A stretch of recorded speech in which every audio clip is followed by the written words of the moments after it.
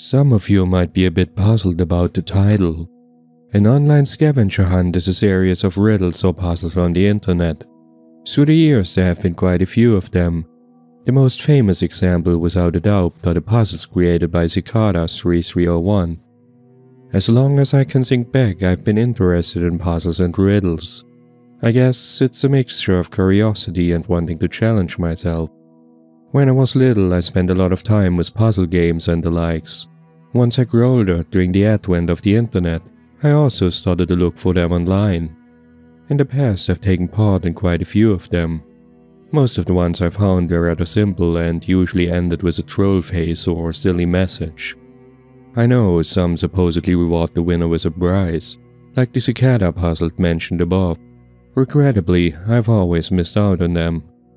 2 weeks ago, I finally got my chance to take part in an online puzzle that was a bit more complex. As I'm sitting here now, typing this out, I wish I didn't. It was on a Saturday evening that I stumbled upon a strange Tumblr post. It had been reblogged by a few of the accounts I followed. Most of their content is about curious internet stories and hidden pages. When I saw that the post made the rounds, I took a more in-depth look. Going through the chain of comments and reblogs, I learned that people had actually deciphered the message included in the post. It led to a page on blogger.com that consisted of several cryptic blog posts. Most of them were quotes by famous people and a few nonsensical sentences below. 2 of the posts even contained images. It didn't take long for me to find an invite to a Discord server that someone had created to solve whatever this was. All in all, there were about 30 people on the server. When I joined, only a few were actually online. They were busy talking about the blog post and trying to find a connection between the quotes. So far, it seemed nothing had proven useful. There was one user, however, that stuck out between the rest. His name was Firesnake89. While everyone was talking about the quotes and trying to figure out the hidden message, this guy said it was all a waste of time. His posts were riddled with insults like freaking idiots, mouse breeders, or Tumblr facts. I sighed when I saw his messages. Found the troll, I thought. My opinion of him would soon change. It wasn't long before he proclaimed he'd figured it all out. Of course, people called him out on it. After a few minutes of explaining and mentioning the power of his boundless autism, everyone was quiet. The quotes, he said, were all from famous works of fiction. That's all there was to them. Sure, the theme of the quotes was related, but that was only there to lead people astray. He continued on about different editions of books, publishers' checksums, and hidden messages on the website itself. It wasn't too tough, he bragged, just a bit tricky. Sitting in front of my computer, I couldn't help but be impressed by this guy. I had no clue how he'd figured out half of it. Let's see if you dumbasses can figure out the rest on your own, he wrote and posted a line of numbers and letters. My first impulse was to enter it into Google, but they didn't give me any results. A chat message by another user proved that I wasn't the only one dumb enough to try this.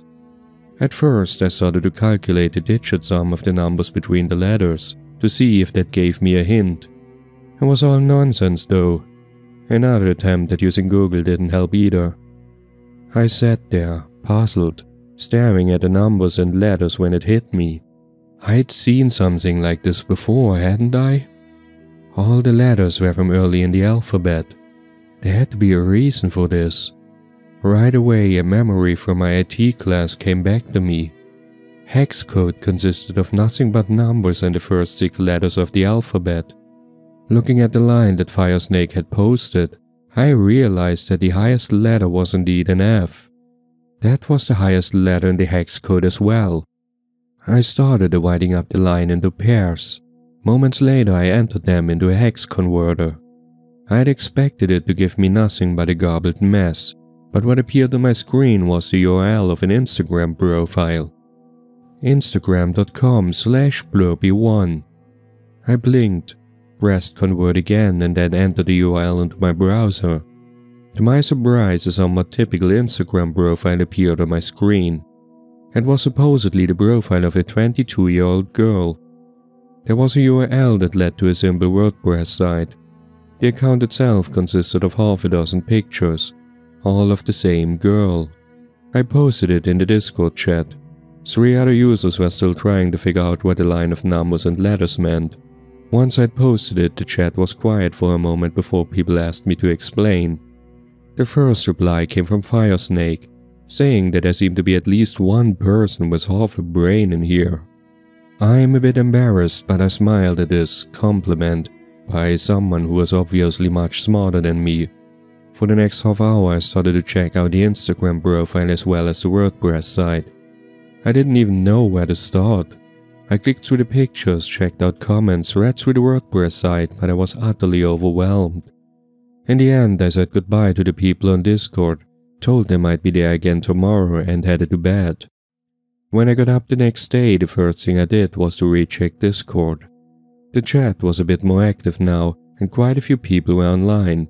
Most of them talked about the WordPress site on which they'd supposedly found a hint. I was about to ask them what they'd found, but I saw I'd gotten a message by Firesnake. It was a simple one-liner. That WordPress site is a red herring. Check the hashtags. I asked him what he meant, but I saw he wasn't online at the moment, or at least invisible. Needless to say, I didn't get an answer. It was about an hour later that I'd put the next clue together, a short little riddle. It took me quite a bit to figure out the answer, but once I did, the next step was clear, using Google Images. I was about to post it in the general chat of the Discord, but the moment I was about to send it, I paused. Then I deleted the message and opened the private chat with Firesnake. This time my reply came back almost instantly. Not bad, was all I got. After I returned from the kitchen to get another cup of coffee, he'd sent me a couple more messages. So far he hadn't figured out the next step. He said he had a few ideas but nothing feasible. I asked him why he didn't say anything in the general chat. His answer was short. You think those fucking idiots can figure shit out? When I took a look at the chat, I saw that people were still analyzing the WordPress site. To be honest, he had a point. It was from this time onward that we started to work together. I'd planned to hang out with friends that Sunday, but I ended up cancelling. Instead, I spent the rest of the day figuring out a few more clues with Firesnake. To be honest, I had no clue why he needed my help. Apart from a few flashes of inspiration, I felt utterly useless and always a few steps behind. I was hooked on solving this thing though. I really wanted to see where it would lead us. For the next couple of days I was obsessed with this thing. I did nothing but going to work and trying to figure out clues. Even at work I spent more time with these online riddles than actually doing my job. During these days, Firesnake and I scanned various websites, Facebook profiles, talked to automated chatbots and even sent an email to an auto-replier. This whole thing was nothing short of absolutely fascinating. I also learned a few more things about my new friend. He told me his real name was Mike. He'd been kicked out of university a good year ago, and ever since he'd been unemployed. The guy seemed to be the prime example of a basement dweller, but man was he smart. He told me he dabbled in a few things online like cryptocurrencies, private bot networks and automated blogs. So far none of them had really taken off, so for now he spent most of his days on the internet, doing things like the scavenger hunt. Needless to say, he was quite a weirdo. Still, figuring this thing out together was fun. It was near the end of the week that I told him I'd not be around for a while. I'd be attending a family gathering on Friday and Saturday. He gave me his condolences and made a few weird jokes, but said I should have fun. He'd see what he could figure out on his own. When I was with my family, I still checked Discord on my phone every once in a while. There was the occasional message by him in which he told me what progress he'd made. On Saturday afternoon he got quiet though. Once I was back home, I sent him a message joking how unexpected it was for him to be stuck that long. I figured he'd be offline, but even after a couple hours had passed I got no reply. After that I decided to follow his progress. It was much harder than I'd expected. Mike had a cryptic way of talking and always forgot to mention half the things he'd figured out. I messaged him a few more times, asking about some of the clues, but still got no reply. Had he solved the whole thing on his own already? If so, fuck me. In the end, I decided to solve the thing on my own if that was even possible. I checked the general chat, but people were still way behind. As I kept going, I noticed a few things. The links that led me on weren't hard-coded anymore. Instead, they seemed to be dynamically generated. At first, I didn't know what to make of it, but then it clicked. From a certain point onward, it seemed that people got their own private clues. I couldn't help but smile. This was interesting. Very interesting. I wondered how much effort went into creating a thing like this. Maybe this was the reason Mike hadn't answered me. I was sure he'd figured this out days ago and was busy solving them on his own. Making progress was tough. I noticed that things got a bit easier though. Before it had been all about hidden messages and metadata. Now it was more about simple riddles or figuring out specific lines of text. Maybe it was to discourage team efforts from here on out. Either way, I continued on. It was 5 days ago that one of the clues made me scratch my head. It was clear that I was supposed to figure out a specific location.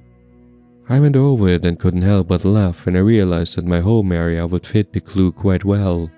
I continued tinkering with it, but the longer I did, the more it seemed I'd already found the solution. It was without a doubt my home area's name. I sat back a bit confused. So far, all the clues and riddles had been in English and were related to American pop culture. So why did it suddenly talk about an area in the middle of nowhere in Germany? I shrugged it off. Maybe the creator of this thing had included a few bits and pieces here and there related to my IP address. It wouldn't be too far-fetched, and it was an excellent addition. Still, were those riddles and clues automated as well? Would someone go to such lengths for something like this? The next clue proved that he indeed would. It felt weird when I was sent to the Wikipedia page of the next town over.